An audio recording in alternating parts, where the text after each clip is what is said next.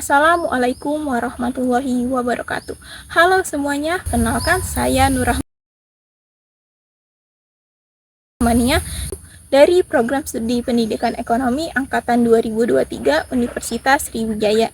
Jadi, video ini dibuat sebagai tugas proyek ujian akhir semester mata kuliah Teori Ekonomi Mikro yang diampu oleh yang terhormat Ibu Juliana FH SPD MDG. Baiklah teman-teman semuanya, pada kesempatan kali ini kita akan membahas mengenai sebuah fenomena yang terjadi di pasar oligopoli, khususnya di industri telekomunikasi Indonesia, yaitu perang tarif antar operator telekomunikasi.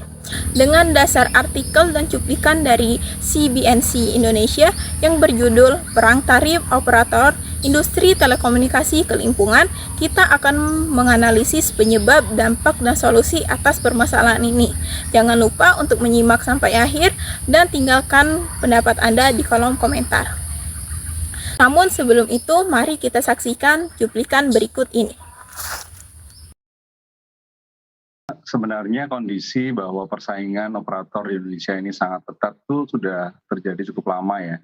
Sehingga mengapa akhirnya muncul tren konsolidasi. Kalau Mbak Iva masih ingat terakhir adanya konsolidasi antara Hutchison dan Indosat ya. Jadi tadi dari data-data yang disampaikan dari Bu Ayu Widyasari tadi juga disampaikan bahwa tarif kita sangat murah gitu.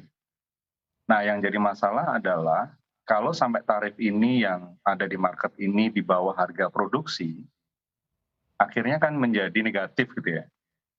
Banyak orang yang memakai, tapi kalau harganya di bawah harga produksi, akibatnya tidak untung gitu ya. Seperti yang dapat kita lihat dari cuplikan tersebut, perang tarif antar operator telekomunikasi di Indonesia telah menjadi masalah besar. Tarif murah mungkin terlihat menguntungkan, tapi ternyata ada dampak negatif bagi operator dan kualitas layanan yang diterima oleh konsumen. Namun, sebelum kita membahas lebih jauh mengenai permasalahan tersebut, mari kita pahami terlebih dahulu konsep dari pasar oligopoli. Pasar oligopoli ini ditandai oleh adanya beberapa pemain besar yang mendominasi. Dalam industri telekomunikasi Indonesia, Telkomsel, Indosat Ooredoo, dan XL Axiata adalah contoh utama dari pasar ini. Kompetisi di pasar oligopoli ini sangat ketat, karena keputusan dari satu operator seringkali mempengaruhi strategi operator lain. Dalam pasar oligopoli, hal ini disebut dengan interdependensi. Namun, persaingan harga di pasar ini telah berubah menjadi perang tarif. Hal ini menyebabkan harga layanan komunikasi seperti paket data menjadi sangat murah. Bahkan, tarif internet di Indonesia adalah salah satu yang termurah di Asia Tenggara. Tetapi, apakah hal ini selalu menjadi hal baik? Mari kita lihat dampaknya. Perang tarif berdampak besar pada industri. Meskipun konsumen menikmati harga yang murah, operator telekomunikasi menghadapi tantangan yang berat. Salah satu masalahnya adalah tarif seringkali berada di bawah biaya produksi. Sebagaimana yang disampaikan dalam cuplikan CBNC Indonesia, tarif murah yang tidak mencakup biaya produksi membuat operator sulit untuk mendapatkan keuntungan. Akibatnya, kualitas layanan menurun karena operator tidak memiliki cukup dana untuk berinvestasi dalam infrastruktur. Contohnya, pembangunan jaringan 5G menjadi terhambat. Selain itu, pendapatan rata-rata per pengguna juga terus menurun. Dalam jangka panjang, hal ini akan merugikan konsumen karena kualitas layanan akan semakin memburuk. Dengan dampak yang signifikan seperti itu, kita perlu memahami mengapa perang tarif dapat terjadi di industri telekomunikasi Indonesia. Jadi, mengapa hal tersebut terjadi? Karena industri telekomunikasi merupakan pasar dengan struktur oligopoli, di mana hanya ada beberapa pemain besar yang mendominasi, seperti Telkomsel, Indosat Ooredoo, dan XL Axiata.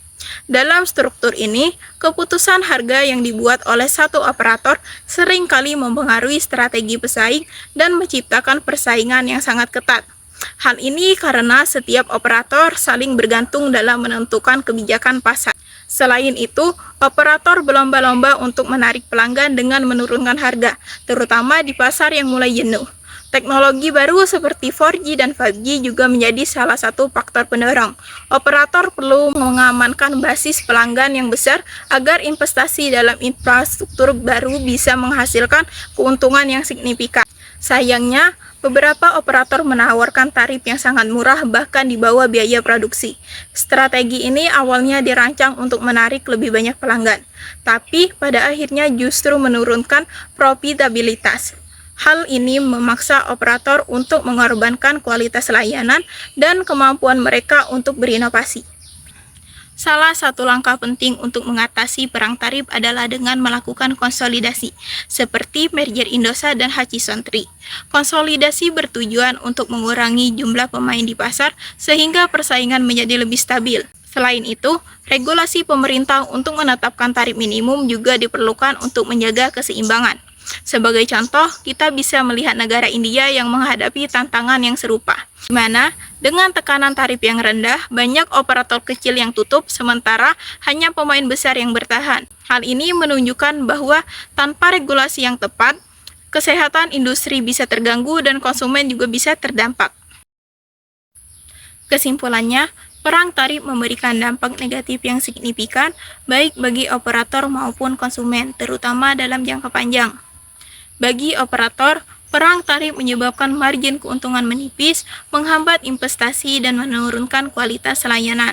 Sementara itu, konsumen juga dirugikan karena penurunan kualitas layanan dan risiko monopoli jika operator kecil tidak mampu bertahan. Untuk mengatasi masalah ini, konsolidasi antar operator seperti yang telah terjadi antara Indosat dan Hutchison 3 menjadi salah satu langkah penting untuk menstabilkan pasar. Selain itu, regulasi pemerintah yang menetapkan tarif minimum dan mendorong persaingan yang sehat diperlukan untuk menjaga keberlanjutan industri telekomunikasi. Sekian video dari saya, terima kasih telah menyaksikan, sampai jumpa di video berikutnya.